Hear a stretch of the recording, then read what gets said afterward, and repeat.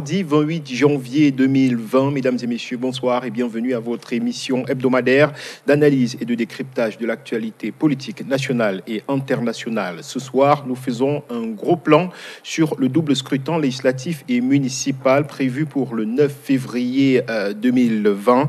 La campagne s'est ouverte sur l'ensemble du territoire national le samedi dernier. Les différentes formations politiques en compétition sont donc véritablement rentrées dans la phase de persuasion des électeurs. La fièvre des promesses électorales s'est répandue dans nos villes et villages. Dans le même temps, d'autres formations se sont engagées sur la voie d'une campagne parallèle, celle du boycott actif et total du double scrutin, afin de dénoncer les multiples tares liées à l'organisation, liées au processus électoral, et exiger un retour préalable à la paix dans les régions du nord-ouest et du sud-ouest Cameroun.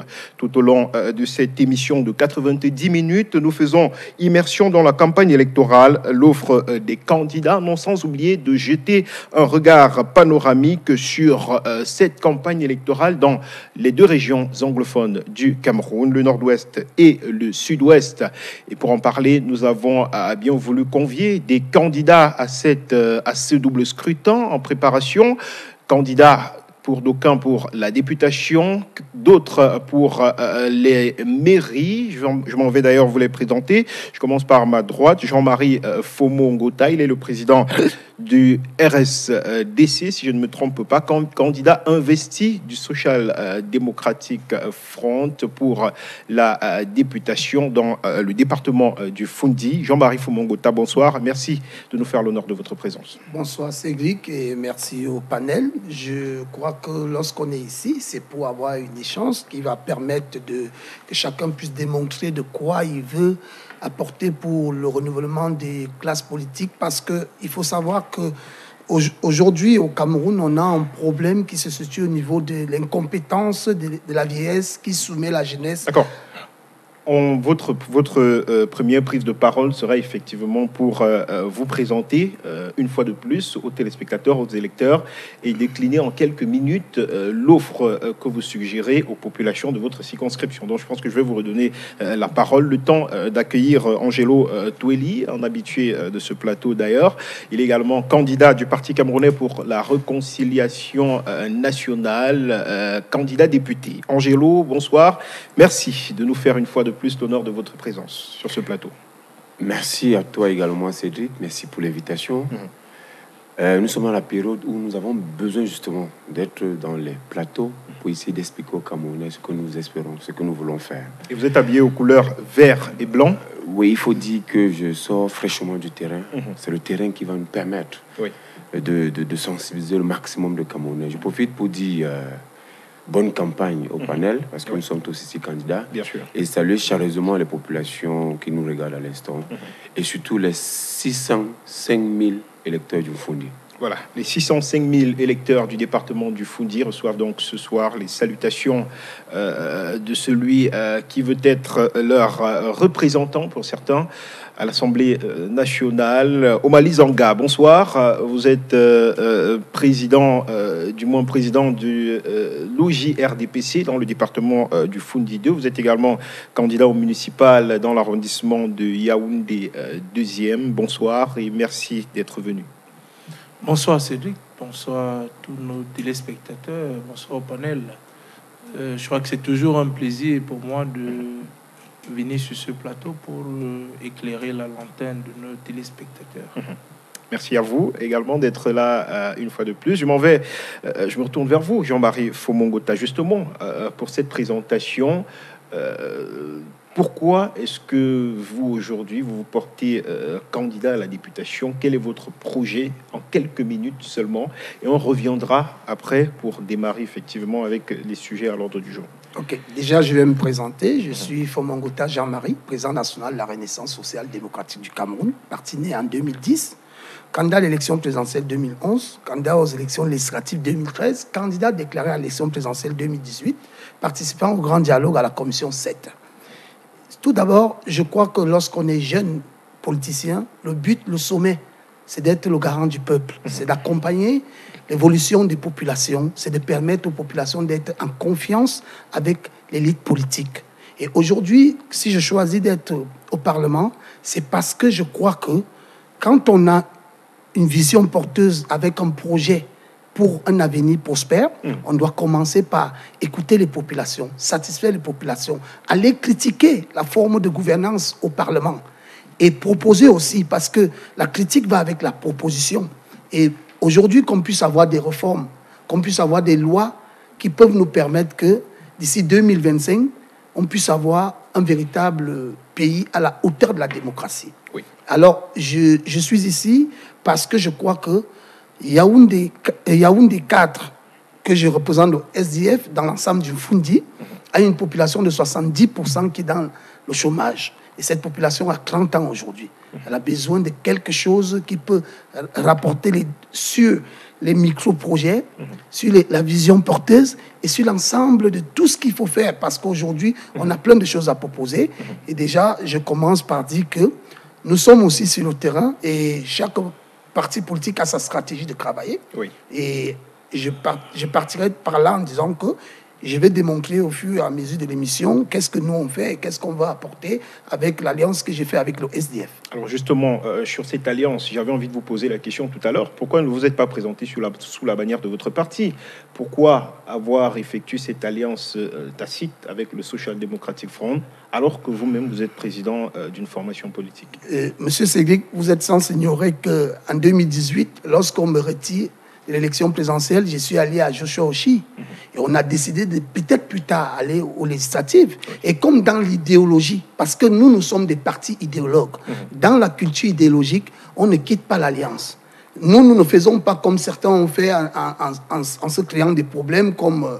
je ne vais pas citer parce qu'on va se dire, je cite des noms, M. Cabral Libien Koumvondo, ou le MRC et autres. C'est-à-dire que nous, on a commencé en 2018 avec Joshua, et nous partons de plus en plus en 2020 pour les législatives municipales pour avoir une force, parce que lorsque vous avez un ancien parti comme le SDF, qui a une grande implantation territoriale, et vous avez un jeune parti comme le nôtre, qui a aussi une vision porteuse, je crois que l'association, l'alliance, peut mieux combattre le parti au pouvoir. Et c'est pourquoi nous allons décider, au lieu d'aller en rang dispersé, d'avoir une force pour aller combattre le RDPC. D'accord. Angelo Toueli, même exercice. Qu'est-ce qui, à vous, sous-tend votre candidature en tant que député dans le département du Fundi?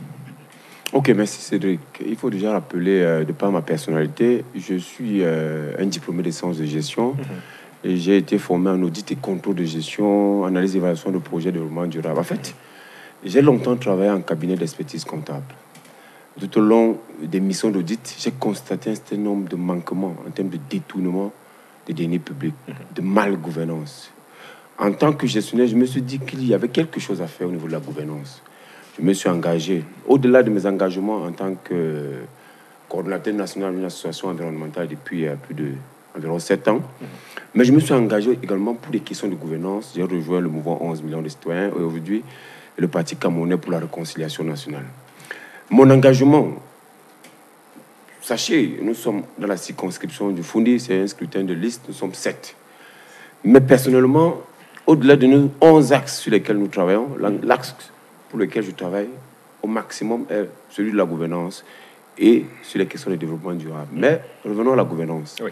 Nous sommes à Yaoundé, le siège des institutions, le lieu où se passe toute l'administration de notre pays. Oui. Et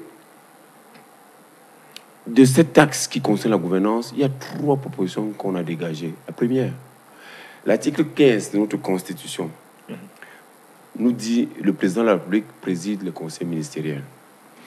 Quand on fait le rapprochement dans d'autres pays, même à côté en Afrique ou alors ailleurs, c'est toutes les semaines que le président de la République préside au conseil ministériel. Quand vous jetez un regard en 2019, il y a eu un discours de politique générale sous forme de conseil ministériel de 15 minutes. Après, plus rien. Ailleurs, c'est toutes les semaines. Il faudrait que cette loi, l'article 15 de la Constitution, soit révisée pour que, au minimum, on dise le président de la République préside le conseil ministériel tous les mois.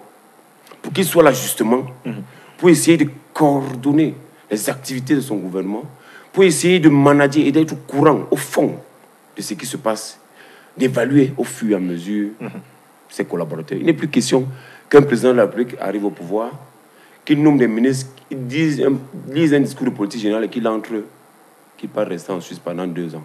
Il faut que ce soit corrigé de ce côté. Deuxième point sur la gouvernance. Vous savez, la corruption a son nid dans la manipulation des espèces dans ce pays. Les paiements se font 1 milliard en espèces.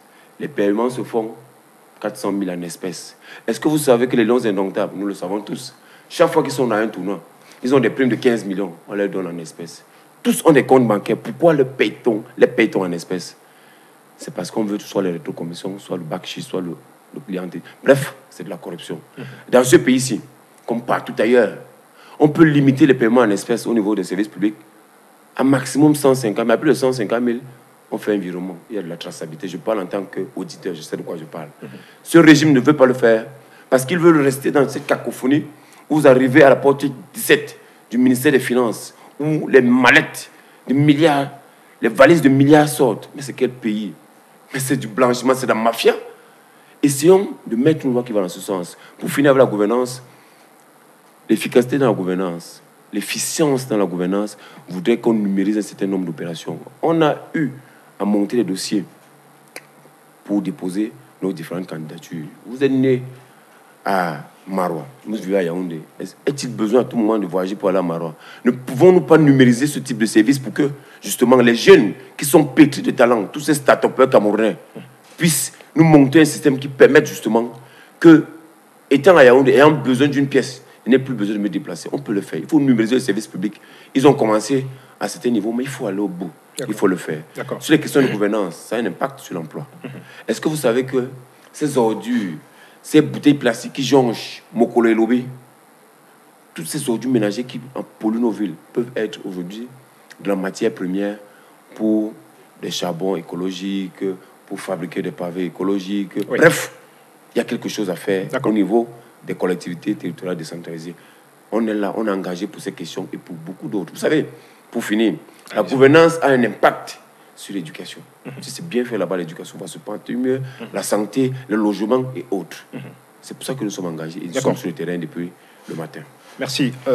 Omali Zanga, dans la commune d'arrondissement de Yaoundé 2e, quel est le bilan qui peut être dressé aujourd'hui et quelles sont les perspectives que vous vous fixez, vous, aujourd'hui, en tant que candidat dans cette mairie de la ville de Yaoundé? Ok, merci Cédric. Permettez-moi, avant de répondre à votre question, de revenir sur la gouvernance telle que relatait le candidat à la députation. Je voudrais lui rappeler qu'au Premier ministère, tous les jeudis, je ne sais pas s'il vit au Cameroun, il y a effectivement un conseil ministériel. Du tout. On n'appelle pas, on dit conseil de cabinet. Conseil de cabinet, c'est le mot. Je vous rappelle, de toutes les façons, ce n'est pas le débat. Mais je vous rappelle que tous les jeudis... critiquez parce que vous ne le maîtrisez pas, mon cher. Donc, chaque semaine, puisque la loi parle de chaque semaine, et vous pouvez vérifier au Premier ministère, il y a conseil ministériel tous les jeudis matin. En France, il y a un Premier ministre, mais tous les mardis, il y a un conseil ministériel avec Macron. Alors peut-être il voudrait que le conseil ministériel soit présidé.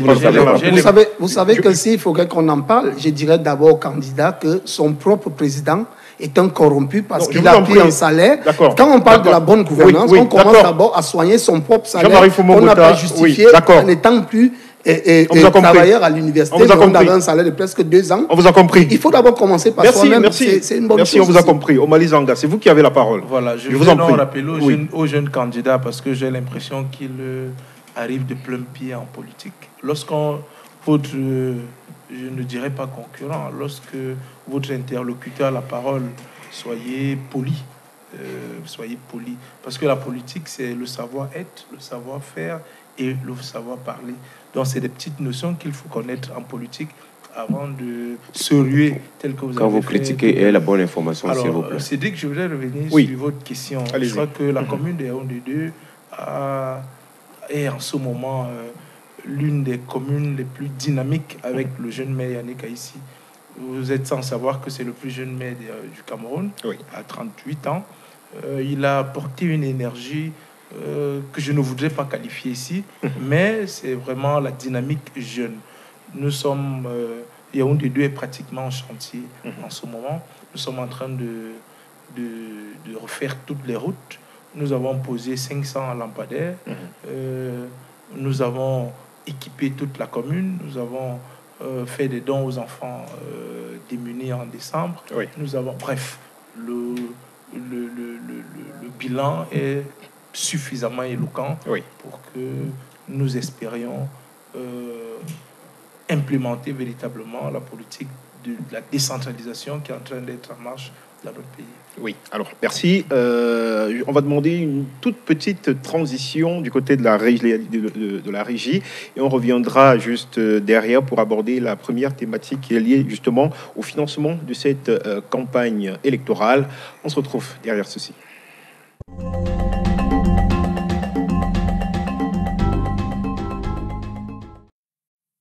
Alors, merci. De retour sur ce plateau, il faudra rappeler que l'article 285 du Code électoral prévoit que les fonds publics devraient être mis à la disposition des partis qui participent au scrutin législatif et municipal pour le cas échéant. La première tranche est servie après la publication des listes de candidats et la seconde après la proclamation des résultats, et ce, proportionnellement au nombre de sièges obtenus. Jean-Marie Fomongota, je me retourne vers vous parce que vous êtes candidat. Est-ce qu'à ce jour, vous avez déjà perçu pleinement ces fonds pour vous permettre de mener à bien votre campagne sur le terrain? Je dirais non, parce que je suis sur une liste SDF et ce n'est pas dans mon ambition d'aller demander aux SDF qu'est-ce qu'ils ont reçu. C'est-à-dire, en tant que leader, le parti vit des dons, des legs, et je crois que je peux me permettre, avec ce que mes partenaires sociaux et moi, parce que lorsqu'on va à une élection, on ne se peut pas quand même. Oui, mais je parle. Oui, mais là on parle de ce qui est prévu par la loi. C'est prévu par la loi, mais sauf que la RSDC n'est pas candidatée au sein de l'ECAM. C'est le président de la RSDC qui est candidaté par l'alliance qu'il fait avec le SDF. Ça veut dire que, comme je quitterai peut-être votre plateau, j'irai appeler Joshua Ochi, avec qui j'ai de l'alliance, pour qu'il m'explique s'il y a eu des fonds ou pas. Alors, les fonds devraient vous être reversés normalement au lendemain de la publication des listes. Je vous comprends. C'est pourquoi je vous dis que, personnellement... Pour le moment, le SDF ne vous a encore rien remis pour engager ça, on l'a compris. Voilà, c'est ce que je veux dire. Oui. Alors, Angelo Toueli, même question. C'est déjà le cas au PCRN. Vous n'avez pas d'alliance, vous êtes un candidat du parti, militant du PCRN également. Est-ce qu'à ce jour, vous êtes déjà rentré en possession de ces fonds qui sont prévus par le Code électoral? Non, Cédric, non. Vous avez bien rappelé l'article 285. Oui. Et ces fonds devaient être justement versés dès la publication des listes. Oui. Ça fait longtemps. C'est pas pourquoi M. Ngota, Fomon Ngota, fait dans la langue de bois, il sait pertinemment que ces fonds ne sont pas encore mis à disposition. Pourquoi ne pas le dire de manière directe? On a l'impression que, bon, je ne vais pas indexer le SDF sur le plateau, que le transfuge, le président de ce parti a certaines acquaintances avec, je ne sais pas trop. Mais ce que j'aimerais dire, Cédric, c'est que c'est fait à dessein. L'argent est disponible. Ils savent qu'il y a les jeunes partis comme le Parti camerounais pour la réconciliation nationale. Ils savent pertinemment que nous n'avons pas de moyens. Sachant que nous n'avons pas les moyens, ils nous privent même de ce qui est prévu par la loi. Dans ce pays-ci, la loi, elle est au service du RDPC. Ils la manipulent comme bon leur semble. Ils savent. Mais malheureusement pour eux, nous avons le peuple avec nous. Le peuple qui a décidé de cotiser, de nous accompagner. Nous sommes sur le terrain, nous sommes en train de faire des caravanes, nous sommes en train de faire le porte-à-porte. Ils ne vont pas couper nos pieds. Ils peuvent rester avec cet argent, mais ils ne vont jamais couper nos pieds. Nous allons rencontrer les Camerounais pour leur dire, c'est trop. Il faut que ça change. Et voilà ce qu'on vous propose. Oui, alors, Obali Zanga, est-ce que vous comprenez les frustrations de ces formations politiques qui n'ont pas les mêmes moyens comme le RDPC, et ça il faut le rappeler, mais qui ne parviennent pas à rentrer en possession du minimum qui est prévu par la loi? Vous savez, on ne bat pas une campagne aussi importante par un minimum. Je ne sais pas comment vous percevez la politique. Oui, mais sauf que si la loi prévoit effectivement qu'il y a un montant. Allez-y. Oui. Vous avez parlé de bas de campagne. Lorsqu'on décide de bas de campagne, ce n'est pas avec un minimum. Ça veut dire que vous n'êtes pas sérieux. Moi, je vais vous dire, dans notre parti, nous ne savons même pas si les fonds ont été débloqués. Nous avons cotisé. Moi, j'ai cotisé. Chaque candidat, nous avons tenu une réunion à la départementale au cabinet du délégué. Les ministres ont également cotisé. Oui, les ministres c'est normal. Je crois que chez vous, votre président devrait cotiser. Nous voyons des photos. Ce qui a été fait, Cabral Libi a annoncé 90 millions de collecte de fonds effectués par le parti. Oui. Nous voyons même des photos qui circulent sur la toile où il est dans un luxe. Je suppose qu'il n'est plus le président des étudiants à soi. Il a beaucoup d'argent. Donc, venir se plaindre ici des minima, vraiment, je crois que c'est pas sérieux. Non, de toutes les façons, pour nous, tous les conseillers municipaux, pour ce qui est de la mairie, ont cotisé, nous avons fixé un taux dans tout l'Ofundi, ce qui a été fait. Nous avons également fixé un taux pour les législatives, ce qui a été fait. Parce que lorsqu'on veut défendre une cause à l'Assemblée, je vais dire, il est quand même important qu'on se déploie. Le tout n'est pas de marcher, de faire le porte-à-porte, qu'on se déploie, qu'on mette un peu de moyens. Oui, mais bien, oui, d'accord. Alors, Jean-Marie Fomongota, moi, j'aimerais questionner vos moyens à vous. Comment est-ce que vous faites pour engager cette campagne, vous qui voulez être député, sans qu'il y ait cet appui qui est prévu par la loi? C'est beaucoup plus là-dessus que je préfère m'appesantir, c'est-à-dire des fonds prévus par la loi et qui ne sont pas mis à disposition. Ça devrait quand même vous émouvoir, vous amener à revendiquer un certain nombre de choses. Mais tant qu'on y est, comment est-ce que vous faites, vous, aujourd'hui, pour vous déployer sur le terrain sans ces fonds mis à votre disposition? Je vais d'abord répondre à mon jeune frère qui est avec Cabral Libi, qui a été flou depuis l'arrivée en politique depuis 2018. C'est-à-dire que je ne veux pas entrer dans la mélancolie, mais je suis membre de l'Internationale socialiste. C'est-à-dire que mes partenaires sociaux, c'est l'Internationale socialiste, c'est le Parti socialiste français. Quand je viens au Cameroun, j'ai fait des conférences, je fais des colloques en France. Je me permets de me préparer. Une élection, comme dit le monsieur du RDPC, on ne peut pas faire une élection en attendant le fonds de l'État. Je ne demande pas le monde comme le PNCN, que bon, c'est un PCRN. PCRN que je connaissais même pas, que je sais que Cabral se fait attribuer dans le Nord ou la Damawa. C'est son parti, il est président, il en est le président. Voilà, je ne suis pas des 11 millions. J'ai fait la politique depuis 2000 au Parti socialiste français, où j'étais président de fédération en France. J'ai créé mon parti au Cameroun en 2010. Je n'ai jamais attendu que l'État du Cameroun ne verse un centime pour faire de la politique. Parce que la politique, il faut d'abord avoir ses moyens personnels. Il faut d'abord être prêt à être dans les enjeux. Alors, ce que je vais dire aujourd'hui, je me déploie dans le terrain, à Yaoundé 4. Vous pouvez voir, aller à Ekounou, on a un premier meeting dimanche. Vous allez voir comment je me déploie dans les marchés un peu partout. Je n'attends rien. Je vous ai dit, je suis clairvoyant en politique. Je vais appeler Joshua Oshi et à la prochaine émission, je pourrais vous informer de ce qu'il va me dire. Vous m'avez dit, je ne suis pas... Si le RSDC avait posé ses candidatures personnellement, je devais vous dire, on a reçu ça. C'est le SDF qui reçoit. Et si le SDF trouve que, lorsqu'ils reçoivent, ils ont le droit de me reverser quelque chose, je pense. Mais je ne peux pas le mettre puisque je ne suis pas venu pour attendre quelque chose. Je vais être député. En tant que candidat, pourquoi est-ce que vous ne réclamez pas? Je ne peux pas parce que vous ne comprenez pas. L'alliance, c'est quoi? On signe une alliance qui est d'abord juridique. Elle est écrite. C'est-à-dire que je n'ai jamais signé une alliance avec SDF en disant que lorsque vous allez recevoir, donnez-moi tant. J'ai signé une alliance en disant que nous partons pour rapporter la démocratie à la hauteur. Moi, mon rôle aujourd'hui en tant que candidat aux législatives à Yaoundé, c'est de permettre en sorte que la jeunesse du Fundi soit prête à recevoir un député qui sera à la hauteur de leur temps, de leurs envies. Ce n'est pas de parler de ce qui se passe en termes de versement, parce que ce qui nous tue au Cameroun, on a l'impression que les partis politiques viennent seulement parce qu'il y a de l'argent. Moi, je ne viens pas. J'ai fait la politique pour une vision porteuse. J'ai fait la politique pour changer la façon de vivre au Cameroun. Mais si je veux faire la politique parce qu'il va attendre qu'à chaque fois, il faut qu'on me donne 6 par là, je ne vais pas faire la politique. Ce n'est pas mon rôle en politique. Et c'est ce que je veux bien qu'on puisse se comprendre. Je ne suis pas venu en politique parce que j'attends 5 francs du gouvernement. Là, on est d'accord. Mais comme c'est la loi, comme c'est un problème de droit, je demanderai à celui qui s'engage. On vous a compris. Voilà. D'accord. Merci. Angelo Toueli, peut-être une réaction, mais avant, une question.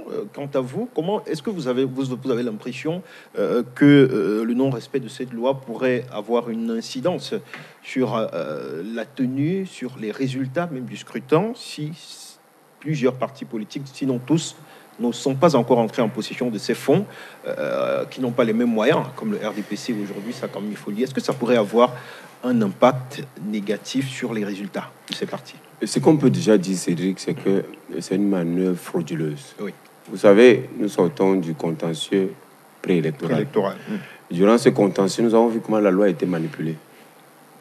Comment la loi a été manipulée au niveau de la Cour suprême pour les intérêts du RDPC. Nous avons vu comment on a joué avec les expressions appel et pouvoir en cassation. Si vous avez fait un truc de ce côté, vous aurez pu rire. La loi de 2006, qui organise les tribunaux administratifs, a un article 114, l'article 116. Un s'appuie sur l'article 114, l'autre s'appuie sur l'article 116. Il y a eu dans ce pays, dans les 10 tribunaux administratifs, l'erreur de plume. Mais c'est parce qu'on n'a pas corrigé. En fait, il y a un certain nombre de manœuvres frauduleuses qui sont mises en place depuis la constitution de liste, pendant le conseil préélectoral et pour le financement des partis. C'est à dessein que c'est fait. Mais nous ne nous plaignons pas. Nous constatons. Quand nous parlons, nous le stipulons, c'est parce que c'est notre rôle. Un député va à l'Assemblée nationale pour voter des lois. Un député a comme rôle de faire appliquer les lois. De veiller à ce qu'ils soient appliqués. Tout à fait. Il n'est pas question aussi de dire aux gens, je suis arrivé, je suis en France, je suis aux États-Unis. Nous, vous, les pauvres Camerounais à 99, 96%, on s'en fout de vous, moi j'ai l'argent, même si on ne respecte pas les lois, moi je veux être député. Pour faire quoi? Un député, il veille à ce que les lois soient respectées. C'est le rôle du député. Et le pays ici, on a besoin de députés qui vont le faire. Et nous, nous sommes engagés dans ce sens. Et j'aimerais dire, en ce qui concerne la campagne, que la manœuvre là ne va pas nous bloquer. Nous avons lancé notre campagne, effectivement, au fond, dimanche. Oui. Samedi, nous avons commencé par des émissions radio et télé. Dimanche, nous sommes allés sur le terrain. J'étais sur le terrain, je vais rentrer sur le terrain. En fait, on va utiliser, avec nos moyens, avec les moyens des bénévoles camerounais, nous allons aller, à travers nos caravanes, à travers les meetings, à travers du porte-à-porte, à travers les médias sociaux, nous allons porter notre message, nous allons porter notre image partout où il faudra et nos idées seront portées. Oui. Humblement, mais en toute efficacité. J'aimerais finir en disant à M. Gota que les financements au Cameroun doivent être faits de la manière la plus simple. Les financements occultes de ceux-là qui utilisent les moyens de l'État, les véhicules CA, l'argent des détournements, ils seront poursuivis par la loi dans ce pays. Ceux-là qui prennent les financements à l'extérieur, à l'étranger, peut-être au Parti socialiste et autres là-bas, également ils seront poursuivis par la loi. Ce pays-ci, il faut qu'on le change. On va le changer. Le changement a commencé justement. D'accord. Omali Zanga, parallèlement à cette campagne électorale qui a été engagée, il y a également la campagne pour le boycott qui bat fortement son plein à travers les médias sociaux. Vous qui revenez du terrain, est-ce que vous avez l'impression que cette campagne a de l'effet sur les populations? Honnêtement, non. Non, je crois que les Camerounais commencent à avoir une certaine intelligence politique. Parce que lorsqu'on parle de boycott, voyez-vous, dans un pays sérieux, pourquoi boycotter un vote qui aura lieu? Plus que, selon la loi, s'il y a 100 000 inscrits, un exemple, et que 10 000 votes, on va tenir compte du ratio de 10 000. Ça ne va absolument rien changer. Oui, mais l'abstention pourrait être sujet à interprétation. L'abstention peut être sujet à interprétation, oui. Mais qu'est-ce qui, fondamentalement, va changer? Fondamentalement, qu'est-ce qui va changer? Moi, l'impression que j'ai, c'est que ceux qui ont lancé le mot de boycott veulent absolument qu'il y ait une intervention militaire au Cameroun. Parce que, comme vous avez dit... Intervention militaire? Pourquoi pas? Laquelle? Mais lorsque vous parlez de boycott, supposons que les Camerounais ne vont pas à l'élection, vous savez ce qui pourra arriver? Essayons de nous projeter. On va se dire, de toutes les façons, cela va démontrer à suffisance qu'il y a un problème. Oui. Est-ce que nous avons besoin de ça? Allons à l'élection. Les Camerounais ont demandé l'accélération de la décentralisation, mais tout est là. Allons à l'élection, comme mettre les régions sur pied, que la décentralisation se mette véritablement en marche et que notre pays change. Oui. Lorsque vous lisez la nouvelle loi sur la décentralisation, où on part pratiquement de 46 milliards à près de 1000 milliards, disons plus de 800 pour les communes. Mais comment imaginer un boycott? C'est-à-dire que du moment où nous avons la possibilité d'améliorer les conditions de vie des populations, nous parlons de boycott, mais nous voulons travailler pour quelle population? Le nord-ouest et le sud-ouest, ils ont demandé un statut, en fait, pour les uns, une fédération, pour d'autres, une sécession. Mais quand vous essayez de lire le statut spécial, en réalité, pour ceux qui savent exactement ce que c'est que la fédération, il n'y a absolument aucune différence. Oui. Absolument. C'est-à-dire, la nouvelle loi sur la décentralisation a radicalement autonomisé les deux régions du nord-ouest et du sud-ouest. Ça veut dire que la revendication a porté, mais donnons-leur la chance aujourd'hui de gérer leur pays. Alors, je ne dirais pas leur pays, leur région. Donnons-leur cette chance. Oui, alors Jean-Marie Fomongota, ce qu'il faut quand même dire, c'est que l'argument de ceux qui appellent au boycott, comme le MRC, d'autres partis politiques, le CPP également, c'est les conditions sécuritaires qui ne sont pas garanties dans les régions du Nord-Ouest et du Sud-Ouest. Est-ce que vous comprenez cette démarche qui vise à élever le taux d'abstention pour mettre un tant soit peu la pression sur le gouvernement afin que soit résolue dans les brefs délais cette crise qui sévit dans les deux parties anglophones du Cameroun. Mais il y a aussi la question de la réforme du code électoral qui rentre bien entendu dans les bases même de ce boycott. Vous savez, je n'aime pas la démagogie comme fait le MRC. Le monsieur du PCRN oui. a le code constitutionnel que l'article 3 dit tout parti doit concourir au suffrage universel. Oui. Je crois que lorsqu'on est Camerounais, on doit respecter le code constitutionnel. Oui. C'est l'article 3 qui dit ça. C'est-à-dire que tout le monde doit conquérir. C'est-à-dire quand tu es un parti politique, tu ne dois que concourir au suffrage universel. Et alors, je ne comprends pas comment, lorsque tu arrives, tu crées un parti et tu n'arrives pas à respecter la chose la plus importante, juridiquement parlant, d'une nation. Il y a un sérieux problème. Et je dirais, en deuxième position, c'est que la malhonnêteté intellectuelle du MRC se joue comme Maurice Kamto en 2018, lorsqu'il s'engage pour l'élection présidentielle. Non, laissez-moi parler. Il n'y a pas que le MRC. Non, je veux dire, lorsqu'il s'engage, tous ces partis s'engagent, on a 1500 morts. Personne ne voit qu'il y a des morts. Ce n'est pas en 2018 parce qu'on parle de 3000 morts qu'on ne doit plus aller à l'élection. C'est-à-dire qu'à 1500 morts, moi, je n'irai pas. La preuve en est que j'ai été candidat déclaré pour la crise anglophone. Et j'ai bien dit, je n'irai pas à toutes les chaînes de télévision parce que la crise n'est pas terminée. Et j'ai fait mon choix de m'arrêter jusqu'à la déclaration de la candidature. Mais alors, aujourd'hui, on ne peut pas jouer à la roubardise en disant aux gens que parce qu'il y a 3000 morts, on ne doit pas aller aux élections. Alors, pourquoi vous n'êtes pas resté dans votre raisonnement, c'est-à-dire poursuivre l'abstention, attendre effectivement que... Je vais vous dire, je suis un membre assistant et pratiquant du grand dialogue national. J'étais à la commission 7. Lorsque tu sors d'un grand dialogue national qui accouche des fruits, tu ne peux qu'être garant de tes fruits. Je ne peux pas aller dans un combat où le chef d'État nous invite sur une table. On lui dit, on veut ça, et il nous écoute parce qu'il n'a jamais écouté personne. Nous avons vu la tripartite de 91, il n'a écouté personne. Mais le grand dialogue national, il a dit, tout ce que vous avez demandé, je vous le sers. Alors quand on me sert quelque chose, si je dis à mon père, j'ai faim, et que mon père me dit, va manger, je vais refuser de manger comment? Il ne m'a pas refusé. C'est-à-dire que le chef de l'État a été garant de ces institutions, il a assumé la responsabilité républicaine. C'est-à-dire que tous ces Camerounais qui se sont assis au palais de congrès ont revendiqué des choses, j'assume et je mets ça en marche. On a vu les régimes spéciaux qui sont aujourd'hui en train de servir. Pourquoi nous, Camerounais, on ne peut pas être un peu conscient de dire aux gens que ce n'est pas totalement bien au sud-ouest, au nord-ouest, mais beaucoup de choses s'améliorent depuis les régimes spéciaux. Alors, il faudrait qu'on soit un peu à la hauteur. Moi, je crois qu'une élection législative et municipale fait du bien au peuple. Parce que le peuple a subi 7 ans de misère.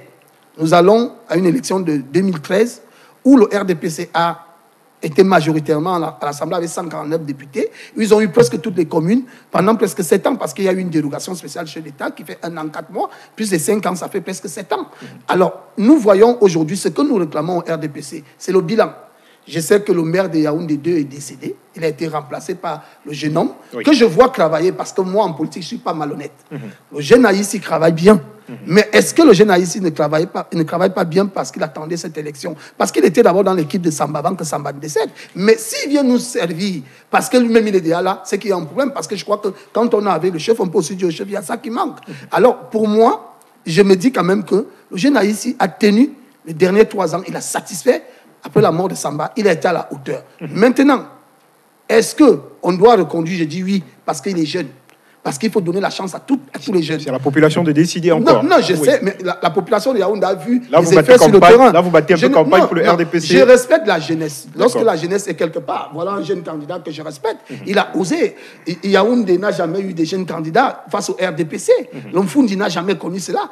Quand je vois un jeune comme ça qui ose, je me dis, on a de la niaque, on peut y arriver. Et c'est ça aussi la politique. La politique n'est pas forcément de dire, tel est mauvais jusqu'au bout. C'est aussi savoir accepter ce que l'autre a fait de bien. D'accord. Angelo Toueli, le ministre de l'administration territoriale pour la Tangandji, avait d'ailleurs mis en garde ceux qui s'engageaient sur une campagne pour le boycott de ce double scrutin. Est-il en droit de le faire? Peut-on interdire à des personnes d'appeler les citoyens à ne pas se rendre aux urnes pour le double scrutin que vous préparez d'ailleurs? Vous savez qu'au Cameroun, on viole la loi à tous les niveaux. Les libertés des gens même, on ne les respecte plus. Ceux qui appellent au boycott sont libres, vraiment. Ce que je veux dire, c'est que j'ai passé une matinée. Je suis parti hier de Mokolo, du marché Mokolo. Il était 14h30. De 9h à 7h, là, nous avons discuté avec les commerçants de ce côté. Vous savez, quand vous arrivez au marché Mokolo, le mot boycott, vous le rencontrez après chaque individu. Et je leur disais que aller prôner le boycott, c'est faire le jeu du parti au pouvoir. Parce que, vous l'avez suivi ici avec monsieur au Mali, il nous fait comprendre que s'il y a 100 000 électeurs et que même 10 partent voter, c'est suffisant. Ils ont leur victoire. Ça veut dire que le taux d'abstention, il ne gère pas. Le taux d'abstention qui fait savoir si une élection est légitime ou crédible, sur le plan même de l'élégance politique, ils n'ont pas ça. Ça veut dire que les 7 millions moins de 7 millions d'électeurs qui sont appelés à aller voter, si ce n'est que 2 millions ou 1 million même qui réussissent à voter le RDPC majoritaire, c'est leur affaire.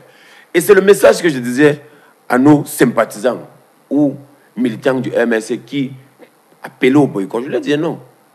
Si vous le faites, j'aurais l'impression que peut-être votre président a pris de l'argent et a décidé de torpiller l'opposition et de servir le régime en place. Et ce serait dommage. Il est une occasion aujourd'hui. Ils ont d'office 35 sièges à l'Assemblée nationale. Plus de 130 mairies. Mais il manque 230 mairies. Il manque 145 sièges à l'Assemblée nationale. C'est l'occasion pour le peuple de se lever et d'aller sanctionner ce parti de la flamme. La flamme, c'est quoi? C'est un parti qui veut nous enflammer et embraser ce pays. Il est une opportunité historique de faire comme en 1996, d'aller avoir une partie en 92, d'avoir une opposition majoritaire à l'Assemblée nationale. Qu'est-ce que ça nous a donné? Nous avons la Constitution de 96, qui nous a donné de bonnes lois. On a limité les mandats. Même comme les malins, ils ont encore enlevé le verrou. On a eu la loi sur la décentralisation. On a eu l'article 66 sur la déclaration des biens qui n'ont jamais appliqué. Mais il est question d'aller, cette fois-ci, donner la majorité à l'opposition. Pour que justement les 91% dont nous avons besoin, que nous les ayons, pour qu'il y ait un certain nombre de lois qui ne sont pas à la faveur du peuple. La loi sur les loyers, la filouterie de loyer. Vous comprenez que c'est une loi des gens qui sont arrivés tout grasouillés, qui ont construit les immeubles, qui veulent protéger leurs biens. Et le peuple camerounais qui souffre, qui pense à des lois pour ces gens-là. Les Camerounais doivent voter les gens qui les ressemblent. Moi, je ressemble aux Camerounais. Je vais à pied dans Yaoundé. Je monte, je descends. Et je ne vais jamais aller avoir des lois comme les articles qui concernent la filouterie de loyer ou les articles qui sont mis sur pied pour opprimer le peuple. J'ai dit à ceux qui appellent au boycott que c'est pas bien, c'est faire le jeu du RDPC. Ceux qui ne veulent pas faire le jeu du RDPC doivent aller voter tout le monde, même le parti des souris, sauf le RDPC. Voilà, merci. Omali Zanga, Au-delà de cette campagne de boycott orchestrée par le MSC, il y a les menaces des groupes séparatistes qui pèsent encore comme une épée de Damoclès sur la tête des électeurs dans les régions du nord-ouest et du sud-ouest, avec la campagne qui s'est ouverte samedi dernier. Elle a démarré de manière globale un peu timidement dans ces deux régions du Cameroun, et ce malgré le fort déploiement sécuritaire qui a été déployé dans ces deux régions du Cameroun. Est-ce à dire aujourd'hui que les efforts du gouvernement n'ont pas suffi à favoriser un processus électoral qui soit libre, transparent dans cette partie du Cameroun? Ok, moi je crois que parler des efforts du gouvernement qui ne sont pas suffisants, oui, c'est quand même reconnaître ou encore faire preuve de mauvaise foi. Non, pas du tout. Parce que je vous pose une question. Je vous pose une question à propos des faits. C'est pas de mauvaise foi, je vous en prie. Voyez-vous, la crise anglophone débute, je crois, en 2016. Oui. Essayez de voir, même dans les réseaux sociaux, ce qui se passait en 2017 et aujourd'hui. On égorgeait des gens. Ça allait très mal. Moi, je connais une famille qui était ici à Yaoundé, dans un studio. J'aime beaucoup prendre égorgé à Madame Ayaté. C'était en plein dialogue au Palais de Congrès. Ils étaient plus de 40 dans un studio. Mais cette situation allait tellement mal. C'est parce que lorsque vous n'avez pas de parenté dans ces deux régions, vous vous dites, non, ça doit continuer, on doit boycotter, mais ça va extrêmement mal. Est-ce que vous avez l'impression que les choses ont changé? Non, les choses ont beaucoup changé. Moi, j'étais à Sancta il y a 2 semaines et j'ai assisté à un match de football et vraiment, les choses ont changé. Alors, les marchés sont ouverts, oui. Les gens vaquent librement leur... Alors, sur le terrain politique, comment comprendre donc la timidité de cette campagne électorale? C'était peut-être l'occasion de démontrer qu'il y a effectivement eu une évolution sur le terrain. Je ne sais pas ce que vous entendez par timidité. Sortez là en route, je ne sais pas si vous allez voir les gens crier. La campagne est stratégique. Eux, ils font le porte-à-porte. Oui, mais partout en ville, il y a des candidats qui se déploient un peu partout sur le terrain. Ce qui n'est pas le cas dans le nord-ouest et le sud-ouest. Qu'est-ce que vous en savez? Bien sûr. Bon, nous avons des correspondants, nous avons des confrères. Je vous en prie. À Yaoundé. Oui. Est-ce que vous m'avez déjà vu quelque part? Où je me déploie, vous n'êtes pas là. J'ai déjà, par exemple, vu M. Toueli, M. Fomongota aussi. C'est ce que je dis. Peut-être qu'ils sont beaucoup plus visibles. Vous également, nous. Je vous ai vu samedi. Qu'ils sont beaucoup plus visibles. Je vous ai aperçu samedi dernier au cours du lancement de la campagne du RDPC. Je vous rappelle que le RDPC... Vous étiez sur le terrain. Je vous rappelle que le RDPC a lancé sa campagne dans tous les départements du Cameroun. Dans tous les départements du Cameroun. C'était un lancement global et général sur haute instruction du président fondateur. Non, pas du président fondateur, du secrétaire général de notre parti, qui est président de la commission nationale de campagne, le camarade Jean Cuté. Donc tous les départements du Cameroun ont effectivement lancé cette campagne à la même heure. À la même heure, vous pouvez le vérifier. Donc le nord-ouest et le sud-ouest, tous les départements liés à ces deux régions ont effectivement lancé la campagne. Donc, lorsque vous dites que ça ne va pas, je pense que les cas isolés, parce que moi, ce sont les cas isolés. Donc, vous ne pouvez pas prendre le nord-ouest et le sud-ouest comme des cas isolés. Non, je ne parle pas du nord-ouest comme cas isolés. Je parle des situations je ne dirais pas de guerre, mais de terreur. C'est ça que j'appelle cas isolés. Oui. Vous voyez, en ce moment, dans le nord-ouest, moi, j'ai un ami qui est chef traditionnel là-bas, qui a été kidnappé. Et vous savez pourquoi il a été kidnappé? Parce qu'on voulait rançonner la famille. Donc ce n'est plus une guerre telle... J'ai l'impression que vous ne savez plus ce qui se passe là-bas. En réalité, lorsqu'il y a une... Le problème, c'est que vous avez les leaders des groupes séparatistes, les groupes armés. Qui sont-ils? Qui se présentent sur le terrain en menaçant les populations. Qui sont-ils? Écoutez, c'est une menace réelle. J'ai pas envie de... Vous suivez cette situation, cette actualité autant que moi. Et on doit être au moins d'accord sur le fait que, sur le terrain, il y a ces groupes armés qui menacent les populations qui se rendraient aux urnes le 9 février prochain.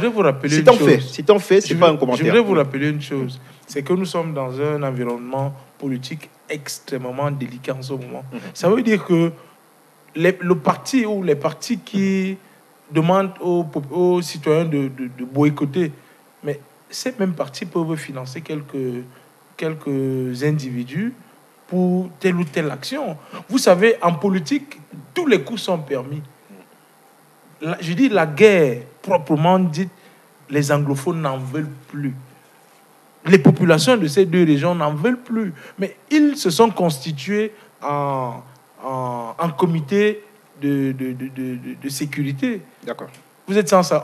Je crois que dans toutes ces régions, après chaque carrefour, il y a, au-delà de l'armée, il y a des jeunes qui se constituent pour dire qu'ils n'en veulent plus. Et au niveau de l'État, permettez-moi de conclure. Allez-y. Au niveau de l'État, vous savez bien que si le gouvernement de la République décide de déployer l'artillerie au niveau de l'armée, on n'en parlera plus. D'accord. Et la même communauté internationale va tirer sur le président pour dire il y a eu mort, il y a eu ceci. D'accord. Jean-Marie Fumongota, ce climat de campagne un peu timide dans le nord-ouest et le sud-ouest, était-ce prévisible malgré cette artillerie de mesures que vous avez citées tout à l'heure au sortir du grand dialogue national, le statut spécial accordé au nord-ouest et au sud-ouest, la loi portant code général des collectivités territoriales décentralisées? Est-ce que vous avez l'impression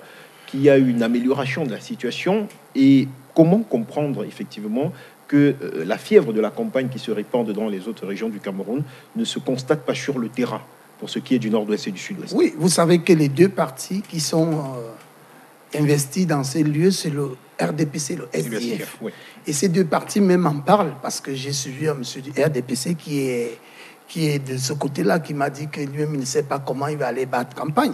C'est vrai que ce n'est pas une histoire facile. Oui. Nous parlons d'une guerre, nous parlons de quelque chose qui dure depuis plus de 3 ans. Nous parlons d'une situation où le président de la République met des efforts, mais autour de lui, on ne met pas des efforts. Parce que c'est ça le problème aujourd'hui au Cameroun. Et nous parlons de la frustration des populations. Parce qu'un homme qui a perdu son père, sa mère, sa fille, il ne peut que se rebeller. Ce n'est pas parce qu'il a envie, mais c'est le fait que tu n'as plus quelqu'un autour de toi, et tu te dis, c'est le gouvernement, tu es obligé de faire cela. Mais nous disons que aujourd'hui, si les choses se sont un peu améliorées, il faut encore plus d'efforts. Il faudrait encore que les gens qui sont en train de travailler sur les régimes spéciaux aillent encore avec plus de vitesse à appliquer autre chose. Et alors, c'est ça qui fait aujourd'hui que lorsque nous parlons de la situation du sud-ouest et du nord-ouest, nous devons rappeler véritablement aux Camerounais que la paix n'est pas totale. La paix revient petit à petit. Et il y aura des endroits où il n'y aura pas de campagne. Je crois même que, dans ma vision porteuse, c'est les militaires qui vont se mettre en tenue du RDPC pour aller voter. Parce qu'à un moment, il faudrait satisfaire pour dire que ça s'est tellement bien passé.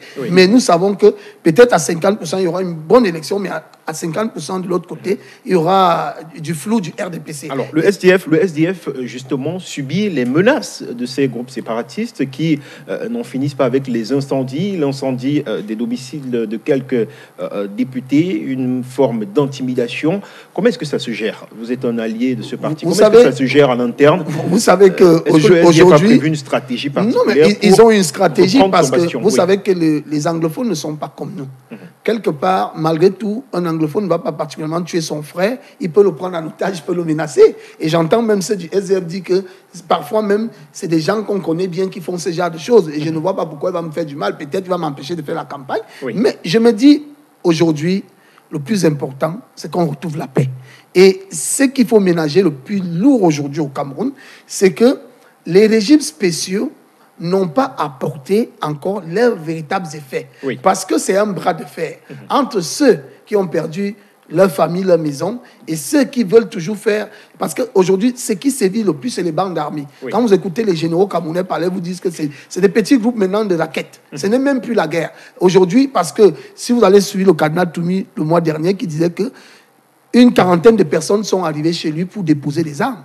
Et on dit au cardinal que voilà la situation qu'on vit et essaie de parler. Ça veut dire aujourd'hui que même les efforts de guerre ne peuvent plus être satisfaits au sud-est parce que les sécessionnistes n'ont plus de quoi manger dans la forêt. D'accord. Et il faudrait véritablement en sortir de cette forêt pour retrouver la paix sociale. Angelo Toueli, comment entrevoyez-vous, comment envisagez-vous le scrutin le 9 février prochain dans ces deux régions du Cameroun? Honnêtement, vous ne pourrez demander à un Camerounais qui risque sa vie d'aller voter. Humainement, ce n'est pas possible. Parce que même si l'État pense avoir mis un militaire derrière chaque citoyen, et dans les villages les plus reculés, parce que Santa, on est encore en pleine... mais allez dans les villages les plus reculés, vous allez vous rendre compte que les populations vivent à côté de ces sécessionnistes. C'est le boycott total de ce côté-là. Alors, connaissant le régime,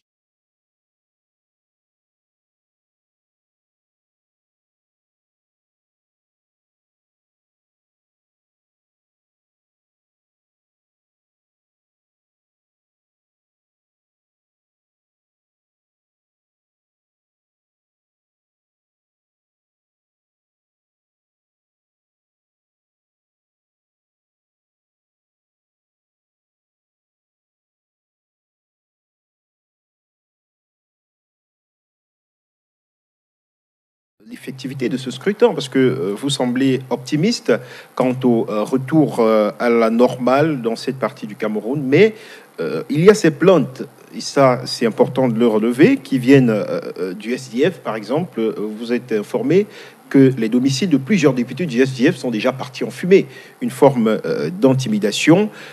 Est-ce que selon vous l'État a mis les moyens pour permettre effectivement à ce que l'avant et l'après-scrutin puissent être garantis de manière globale afin que revienne définitivement la paix dans cette région du Cameroun?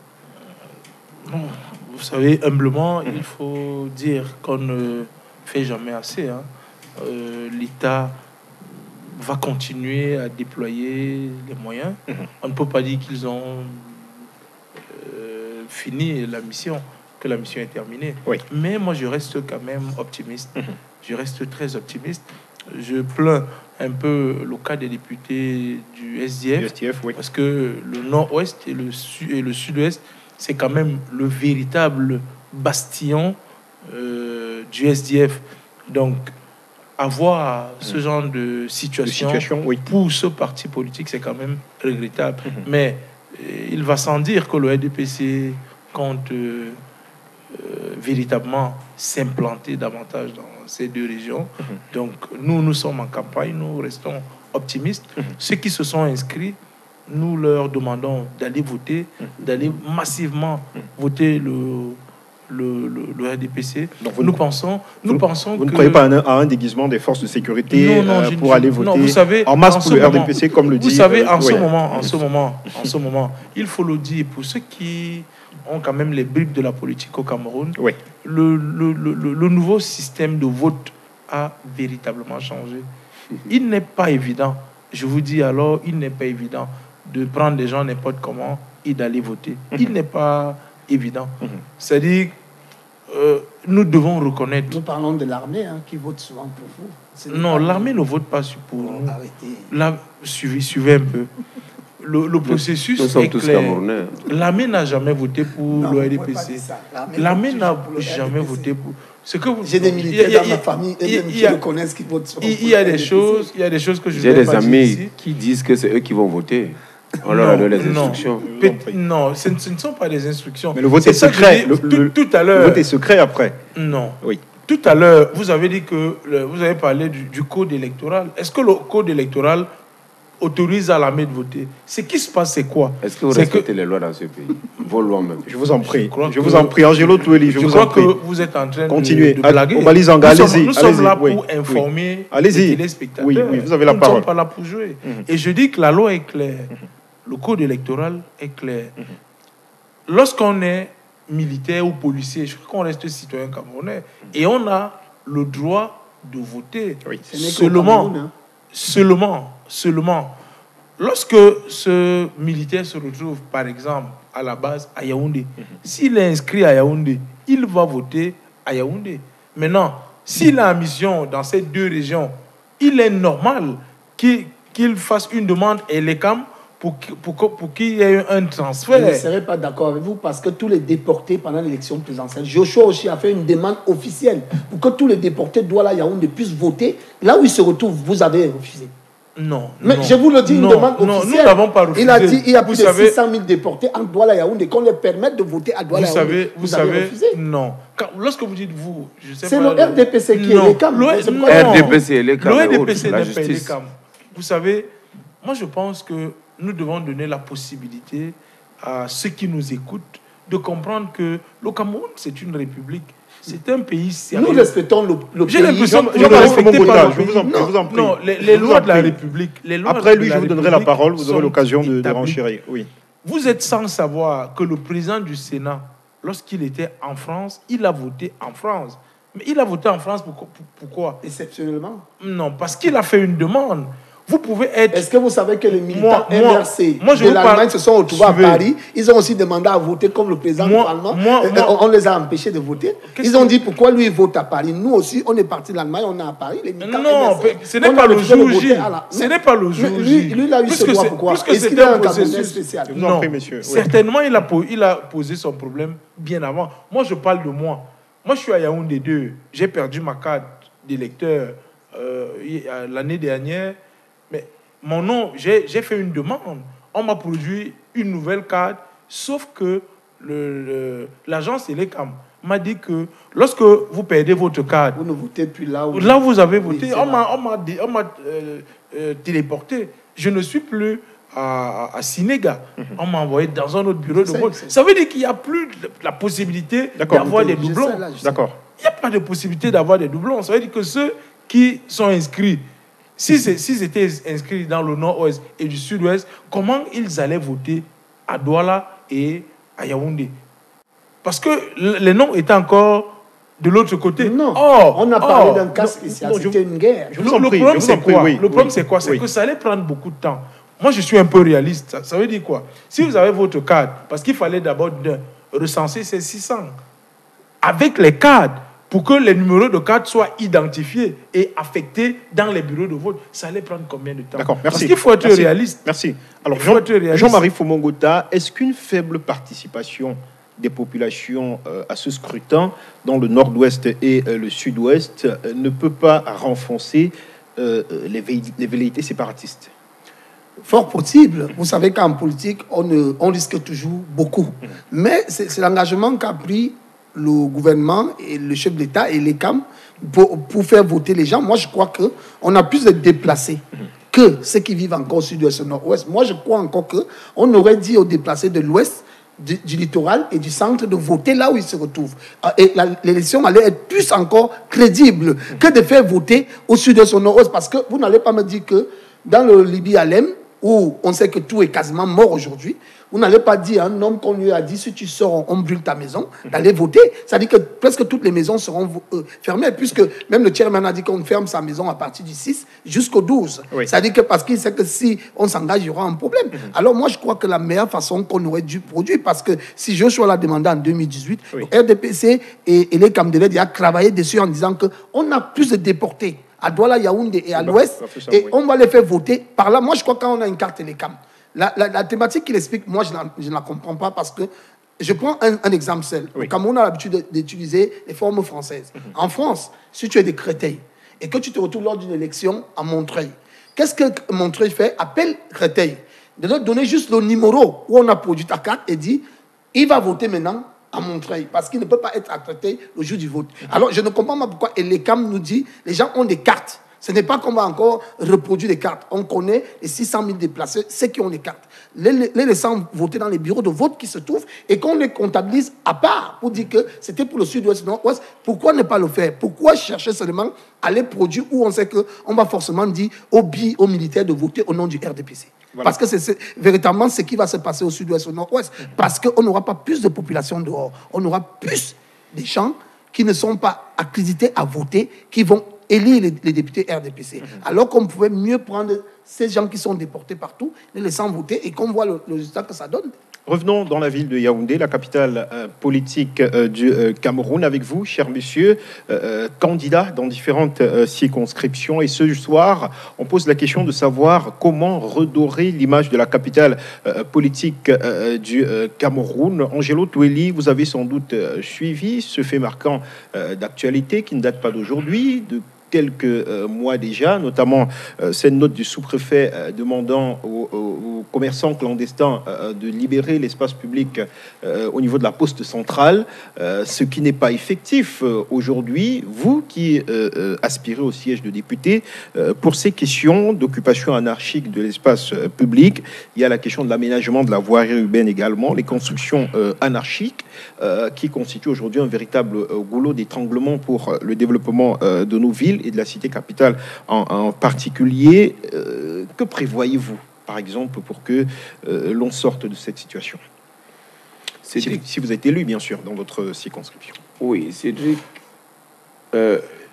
l'émergence que nous espérons tous passe par des villes plus propres, plus présentables. Oui. Je pense que M. Ngota, qui est ici, a fait le tour de beaucoup de pays de l'autre côté.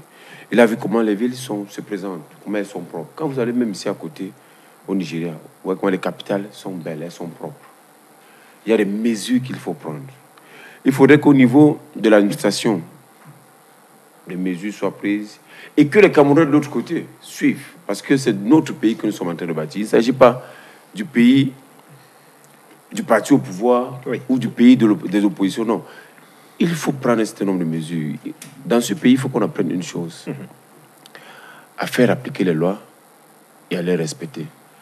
Ce qui est dangereux avec ce régime, qui n'arrive même pas à faire appliquer la moindre loi, c'est simplement parce qu'on a constaté, on l'a rappelé ici, l'article 285, le financement des partis politiques, devait être disponible il y a fort longtemps. Et ne peut pas mettre en œuvre ce type de loi. Comment vont-ils alors mettre en œuvre d'autres lois plus compliquées? Et quand le peuple se rend compte que le parti, le régime qui est en place, ne respecte lui-même pas, lui-même aucune loi, comment il pourrait encore demander au peuple de respecter un certain nombre de mesures? Je pense que, de manière triviale, on dit le poisson pourri par la tête.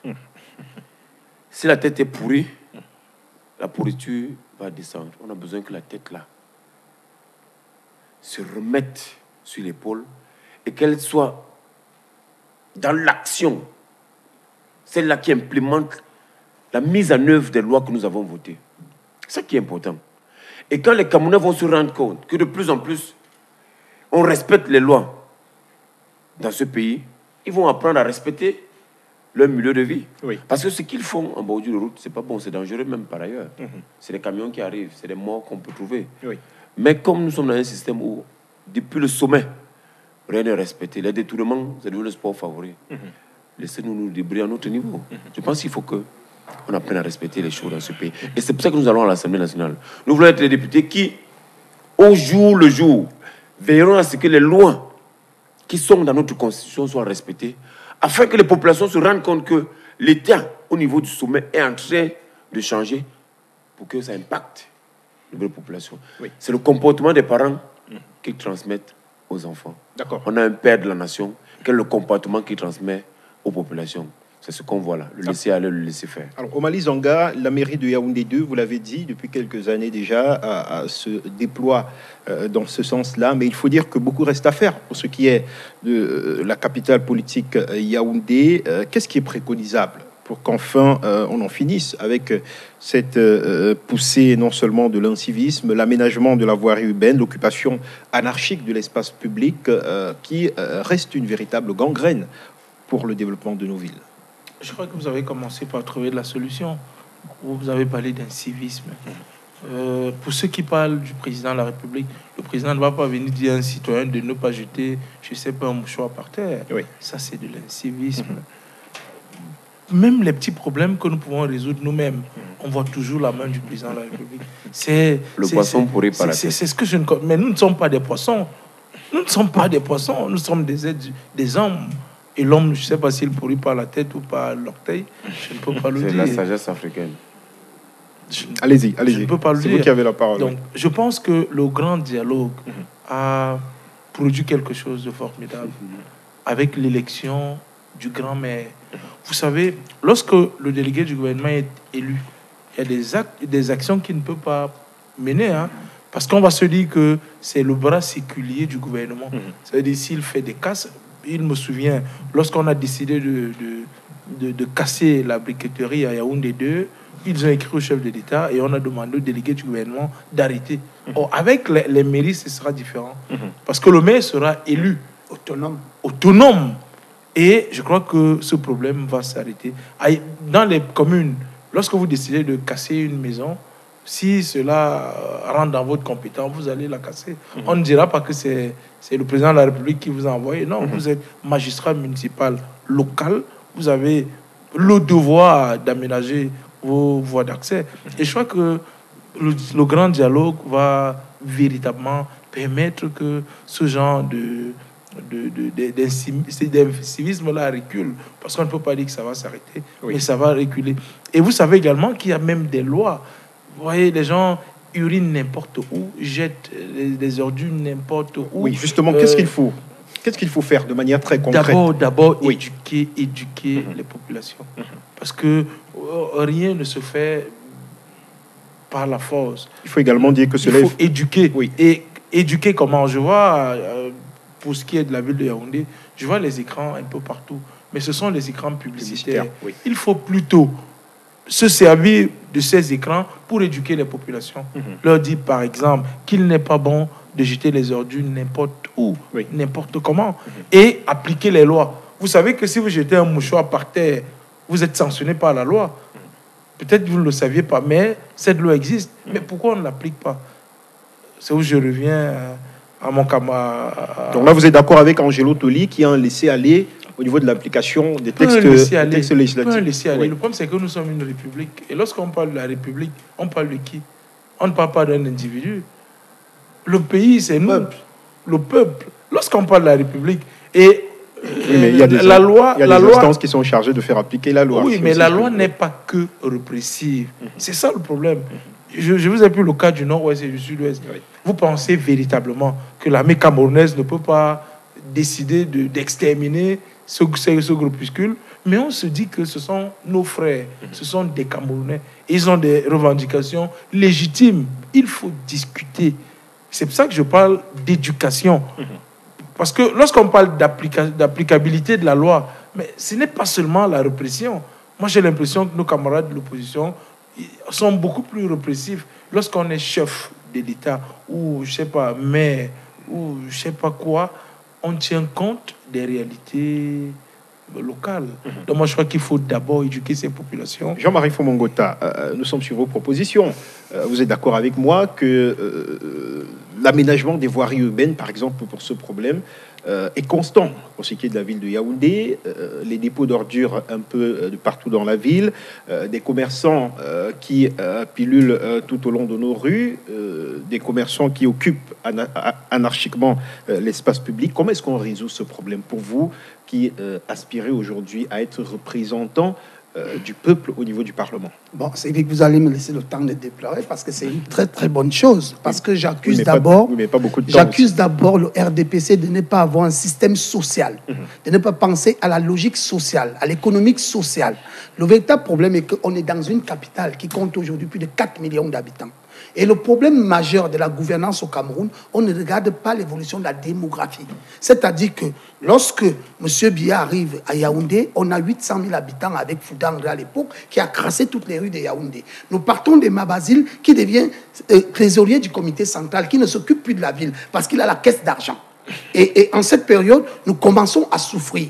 On est dans une capitale qui n'a pas des engins pour démolir les ordures. Parce que le fait n'est pas de les enlever, on les amène où? Il faut traiter les ordures. Les déchets qu'on peut récupérer, qu'on peut produire d'autres choses, avec l'écologie, on ne le fait pas. Et nous avons une troisième chose. Le délégué du gouvernement pour la communauté urbaine de Yaoundé n'a pas une culture de la sistana. C'est-à-dire qu'on ne peut pas construire des magasins et les vendre à 1 million et qu'on voit des petits débrouillards qui peuvent prendre des magasins à 20 000 au mois, on ne les donne pas des magasins pour les voir s'asseoir le soir, parce que c'est un problème d'engagement. Je vais encore vous parler d'un cas. Il y a un jeune Français, un jeune Camerounais français qui vient au Cameroun, il s'appelle Onana, l'année dernière.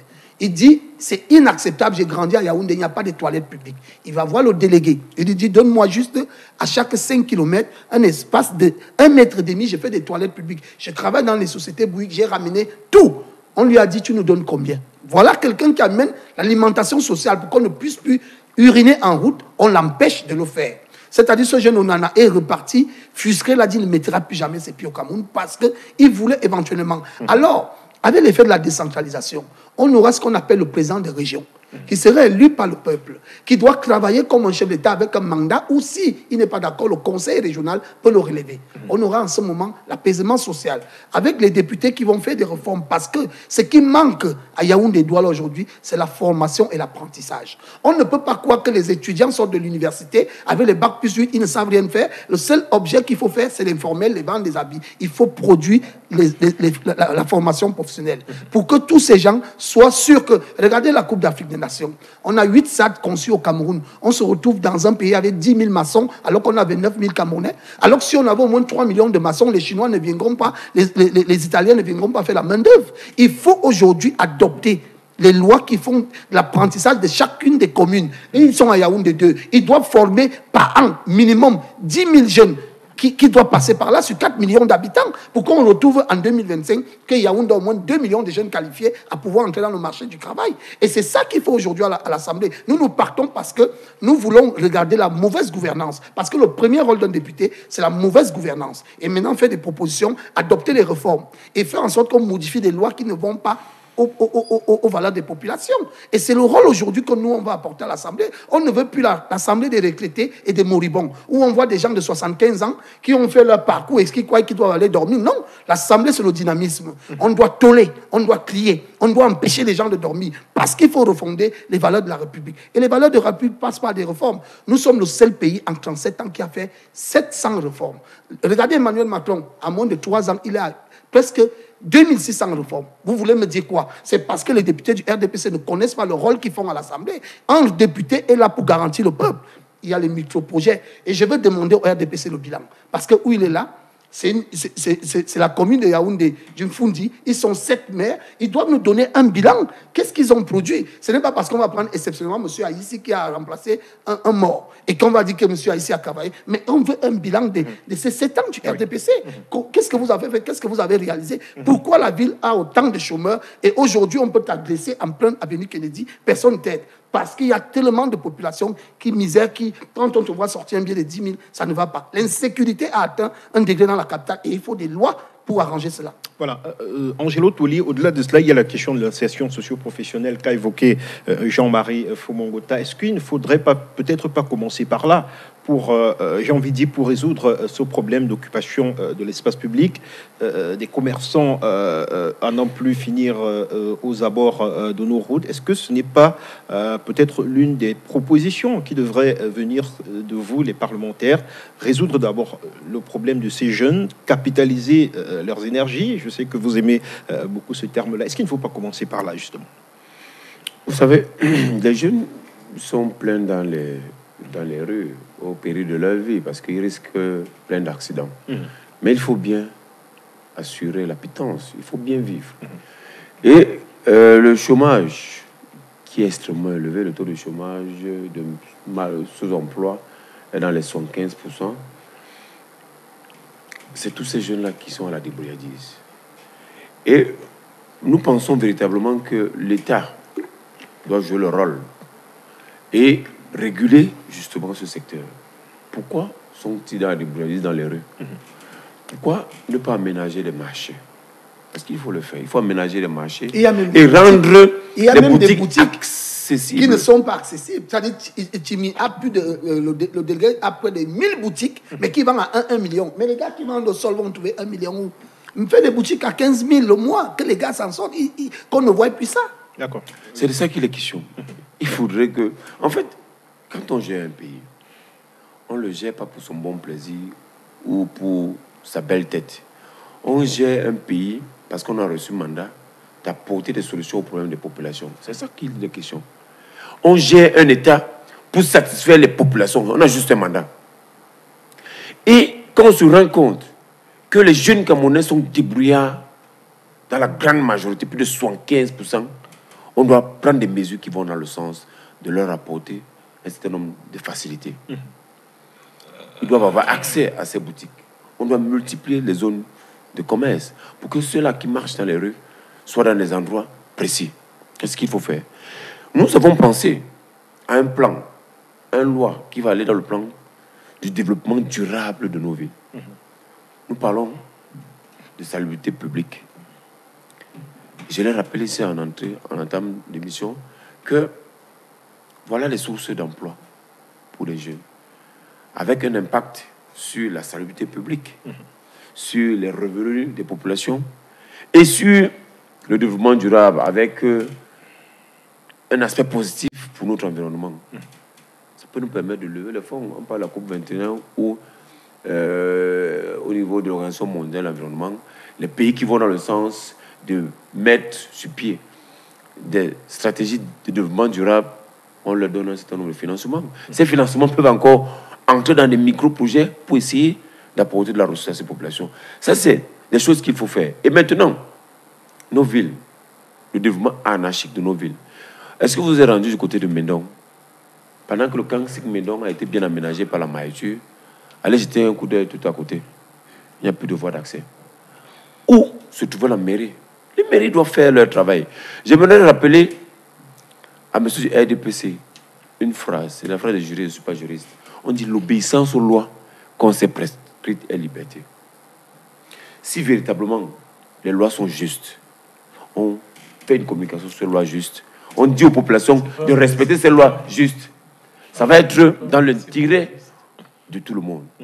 L'obéissance aux lois qu'on s'est prescrite est liberté. Et les populations le savent. Il faudrait qu'on aille dans cette logique, qu'on apporte des mesures justes en disant aux populations, ok, ne marchez plus dans les rues, voilà le marché. Vous ne pouvez pas payer des boutiques à 1 million. Allez payer tous les mois 15 000. Qu'est-ce qui se passe dans ce pays? Ces boutiques, vous savez qui les prennent, reprennent? C'est toutes les mêmes personnes qui ont toute l'opulence et tout l'argent du Cameroun qui se retrouvent en train d'acheter ces boutiques. Est-ce qu'un débrouillard qui vend les tournevis à la poste centrale peut payer une boutique à 1 million? Ce n'est pas possible. Donc je pense qu'il faudrait que des mesures aillent sur le plan social pour que nos villes rayonnent et que les Camerounais qui y vivent se sentent mieux. Voilà, merci. Omali Zanga, vous avez évoqué un aspect très important tout à l'heure, la loi portant code général des collectivités territoriales décentralisées qui vient donner comme un coup d'accélérateur au processus de décentralisation.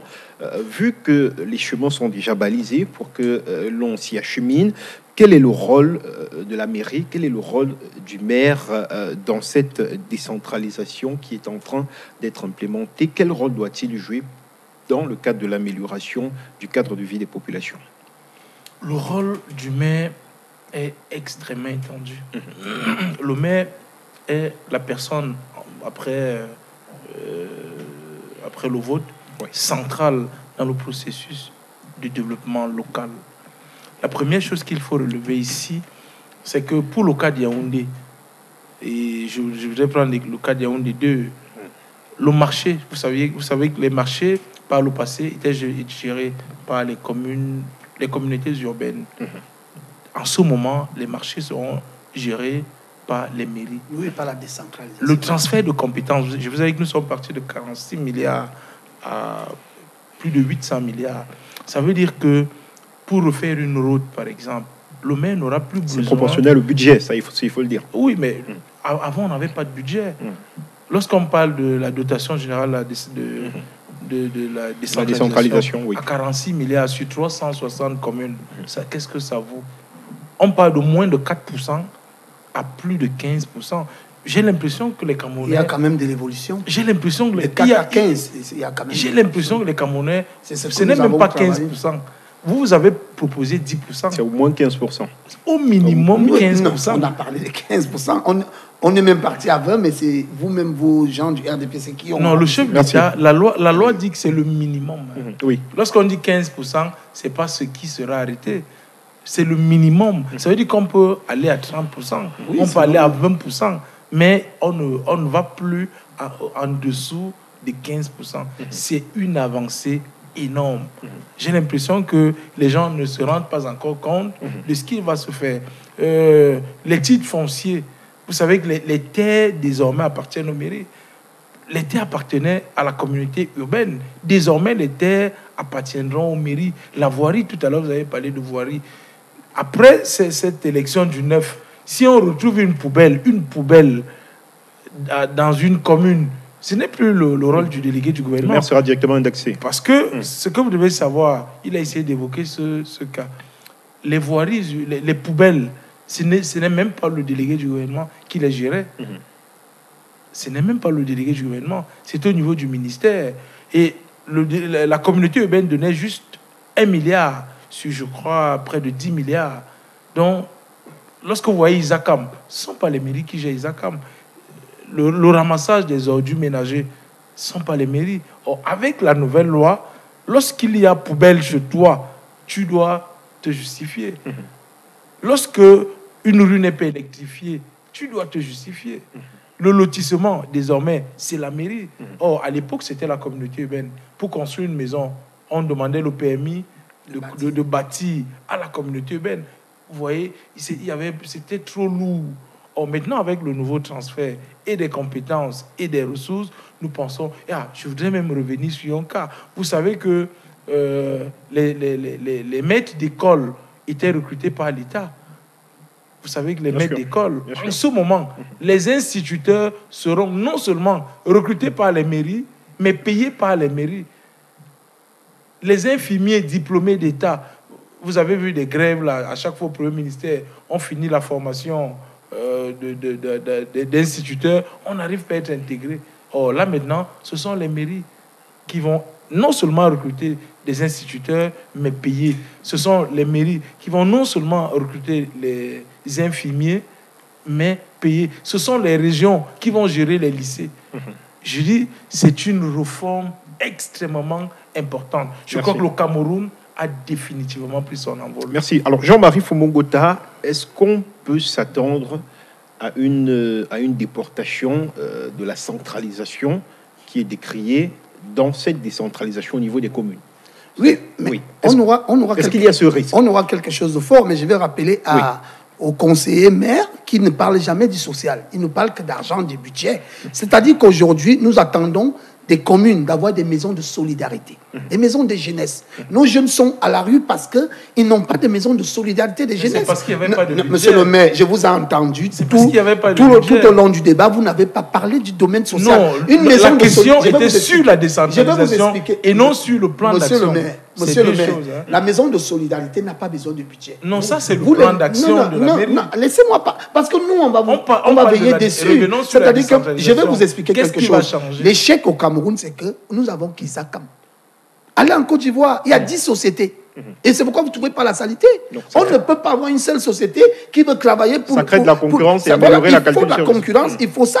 Et il faut maintenant des sociétés qui vont détruire ces ordures. Parce qu'on n'a pas une société d'incinération au Cameroun, tout simplement parce que le délégué a toujours refusé. Il y a un jeune Camerounais toujours qui est venu de France avec cette idée parce on lui a dit non, si tu ne donnes pas 70%, on ne te cède pas. Le gars est reparti avec son idée. Et c'est pourquoi aujourd'hui on a ces sérieux problèmes. Alors nous disons que la décentralisation va avantager quelque chose. La concurrence, la création des sociétés. Parce que ce que les maires croient qu'ils vont tout avoir comme des dotations, même le conseil régional va veiller auprès des mairies lorsqu'ils versent leurs dotations. Parce que ça ne serait plus un rôle de l'État. Ça serait des hommes qui ont le droit de développer. Et en ce moment, l'arbitre sera le député. Parce que le député garantit les lois. Il sera là pour dire au maire de communes que, attention, au président des régions, qu'il ne faut pas t'amuser parce que rien n'est à toi, rien n'est à toi. Vous devez travailler en synergie et accompagner les sociétés privées qui doivent être là. Parce qu'aujourd'hui, on ne peut pas comprendre que Isaac en face 5 jours, il ne passe pas avec nous. Si on avait 5 sociétés, une société serait avec nous. L'autre Odia, l'autre est Foulade. Mais comment on a toujours... Isaac n'est pas au niveau des sociétés. Je vais vous expliquer. J'ai l'impression que vous ne vous connaissez pas. Non, je me connais tellement bien parce que j'ai travaillé même en décentralisation en France. J'ai l'impression... Non, la décentralisation de la France n'est pas... C'est vrai qu'il y a... C'est même maintenant qu'elle va faire la même chose au Cameroun. D'accord. Mais par le passé, il n'y avait pas cette décentralisation. Oui, je voudrais donc vous dire que le problème des poubelles, ce n'est pas l'incinération. Non. Le problème des poubelles, c'est la transformation. Il n'y a pas tout. On incinère, on transforme. Non, il faut transformer les ordures ménagers. C'est que vous ne savez pas. Dans l'incinération, je vous apprends un métier que je connais. Et ça, par exemple, on peut le transformer. Il y a les ordures qu'on ne peut pas transformer, on doit incinérer. C'est pourquoi on vous dit qu'il y a les produits non dégradables et les produits dégradables. Ceux qui doivent permettre au sol de produire, on peut les garder, mais ceux qui veulent détruire le sol, parce que vous savez qu'il y a des produits qui entrent au sol qui font 100 ans. Comme les plastiques. Voilà, et ça permet que la ville ne puisse pas... On peut faire des chaises en plastique, on peut faire des tableaux, on peut faire beaucoup de choses. C'est pourquoi on vous dit aujourd'hui que le rôle que vous, les conseillers, vous aurez, c'est-à-dire qu'un conseiller municipal de la décentralisation aura une autonomie. Il aura aussi des dotations à gérer. C'est pourquoi nous, on doit veiller sur vous. Et c'est pourquoi on vous dit aujourd'hui que ça ne serait plus facile pour vous de faire du n'importe quoi. D'accord, on vous a compris. Vous veillerez au grain, et ça, on l'a compris. Angelo Toueli, moi, je m'en vais vous reposer la même question. C'est vrai que je n'ai pas bien eu l'impression que vous y avez répondu. Vous étiez plutôt sur un autre secteur. Est-ce qu'on ne craint pas aujourd'hui, avec cette décentralisation, ce transfert de compétences qui va avec? Est-ce qu'il n'y a pas une crainte qui est effectivement tout cet art qui était décrié au niveau de la centralisation puisse se déporter au niveau même des collectivités territoriales décentralisées pour freiner l'implémentation véritable des grands projets? En réalité, votre question a tout son sens. C'est pour ça que d'entrée de jeu, si j'ai parlé de la gouvernance, nous avons des habitudes au Cameroun. Il faudrait que ces habitudes cessent. Nous savons pertinemment que dans ce pays, on aime utiliser beaucoup d'espèces. Et c'est le nid de la corruption. Il faudrait qu'au niveau de l'État central, les habitudes changent et que même au niveau des collectivités territoriales décentralisées, les mêmes habitudes changent. Parce qu'on parle de gouvernance. Il faudrait par exemple que au niveau des collectivités territoriales décentralisées, comme au niveau central, on prenne l'habitude de rendre compte aux populations. La transparence. Qu'on prenne l'habitude de publier les différents journaux de projet et que les populations aient la possibilité d'aller toucher du doigt les populations. Est-ce que vous savez que tous les fonctionnaires au Cameroun sont directement des hommes d'affaires, ou à travers leurs fils, ou à travers leurs filles? Une loi officielle du chef d'État de 1980. Or, la loi 135 du Code de procédure pénale interdit ce type de fait. Mais tous ont des entreprises. Les petits bons de commande qu'on doit donner aux petits débrouillards comme nous, aux jeunes entrepreneurs, aux entrepreneurs pour qu'ils puissent entretenir leurs collaborateurs, c'est ces ordonnateurs de dépenses qui gagnent les marchés. Leur épouse, on a vu un ministre et son épouse en prison. Et on a même failli mettre les enfants de ce monsieur en prison. Et c'est ça le jeu favori. On espère seulement que ce sport favori ne sera pas déporté au niveau des collectivités territoriales. On va voir des maires qui gagnent eux-mêmes leur marché. On va voir les maires qui vont se payer eux-mêmes en milliards, en espèces. Ça sera dommage. En fait, c'est l'occasion d'interpeller encore les Camerounais pour leur dire, pour le bien de ce pays ici, on ne peut pas prendre tous nos œufs, on met dans le même panier. Un homme prudent ne met pas tous ses œufs dans le même panier. Le RDP, ça la même mise sur le pouvoir exécutif. Ils ont inféodé le pouvoir judiciaire. Permettez à l'Assemblée nationale de jouer son rôle de contrôle. Voilà. Parce que c'est le rôle de l'Assemblée nationale de contrôler non seulement l'action du gouvernement, mais également, comme le disait M. Ngota, de contrôler l'action des conseils municipaux, des conseils régionaux, pour assurer véritablement un certain bien-être aux populations. Parce qu'in fine, c'est eux qui sont les plus importants. Voilà, nous sommes presque arrivés au terme de cette émission. Dernier tour de table, Omali Zanga, peut-être un mot pour terminer à l'endroit de ces populations de Yaoundé 2 qui vous regardent. Vous nous avez dressé un bilan tout à l'heure. En termes de perspective, à quoi devraient-elles s'attendre ces populations si elles devraient renouveler un nouveau mandat à la tête de l'exécutif communal de cet arrondissement? Ok, merci. Voilà la question que j'attendais. Je crois que M. Ngota a commencé par à vouloir me dire ce que nous devrions faire. Je pense qu'en termes de perspective, nous avons les yeux rivés vers le ciel pour dire enfin la décentralisation.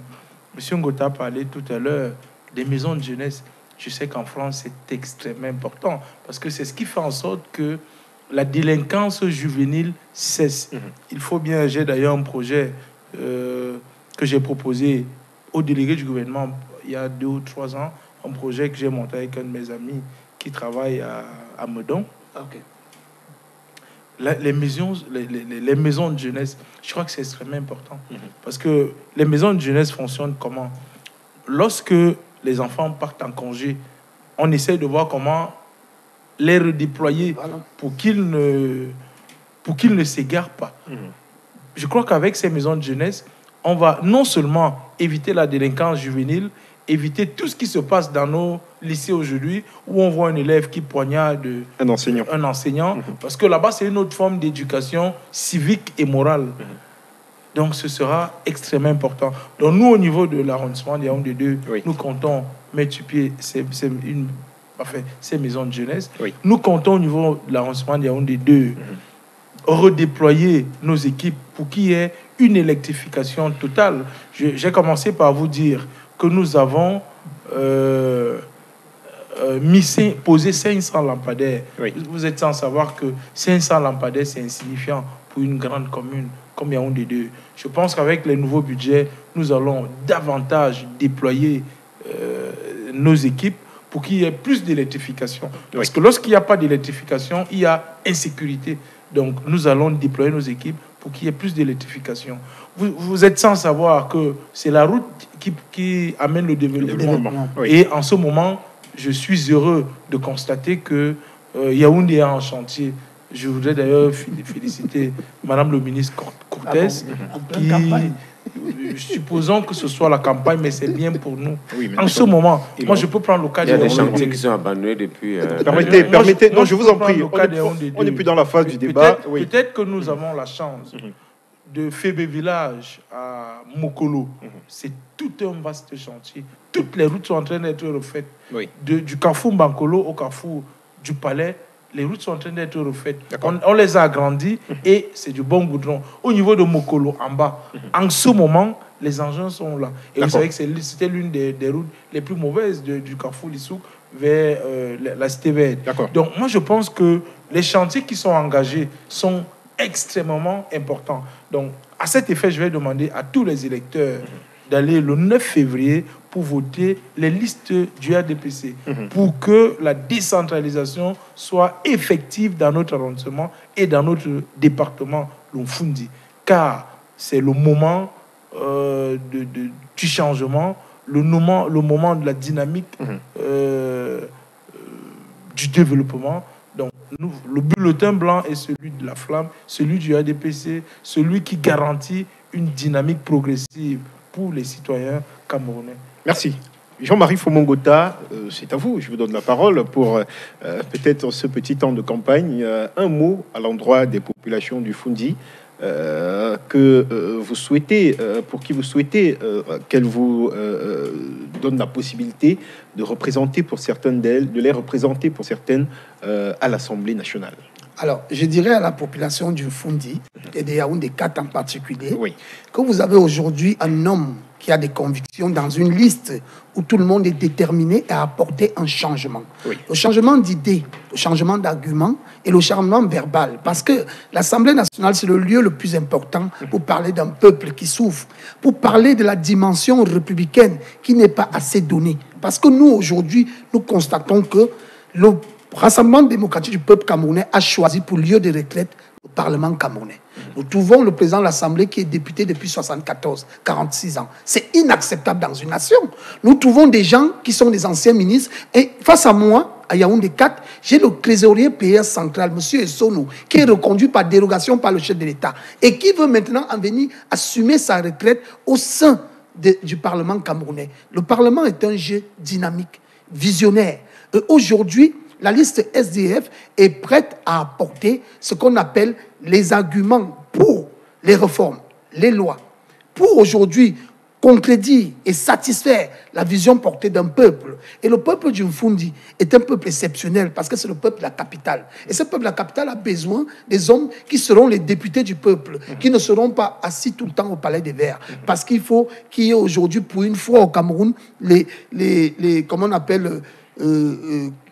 comment on appelle, puisque le RDPC n'a pas l'habitude d'utiliser ça, les permanences des députations. Oui. C'est-à-dire, c'est Mme Otou qui a essayé à Yaoundé 4 à la fin de son mandat. Mais le RDPC, dans le fond, il n'y a pas de permanence des députations. Alors, non, on parle de permanence. Oui. La permanence, c'est un lieu où les populations vont voir leurs députés. C'est-à-dire qu'ils peuvent choisir 2 jours par semaine pour recevoir des populations et regarder les micro-projets et ceux qui réclament. Et alors, je m'engage que je vous en prie, à Yaoundé 4, je m'engage à Yaoundé 4 que nous ayons une grande permanence qui sera la maison du peuple. Et dans cette maison, le peuple viendra nous dire tout ce qu'ils ont en revendication. Pour que nous puissions satisfaire le peuple, nous allons surveiller les communes. Nous allons surveiller le futur président de région et nous allons surveiller les actions du gouvernement pour que le peuple du Foundi retrouve sa responsabilité dans la confiance envers ses députés. D'accord, merci. Angelo Toueli, c'est à vous.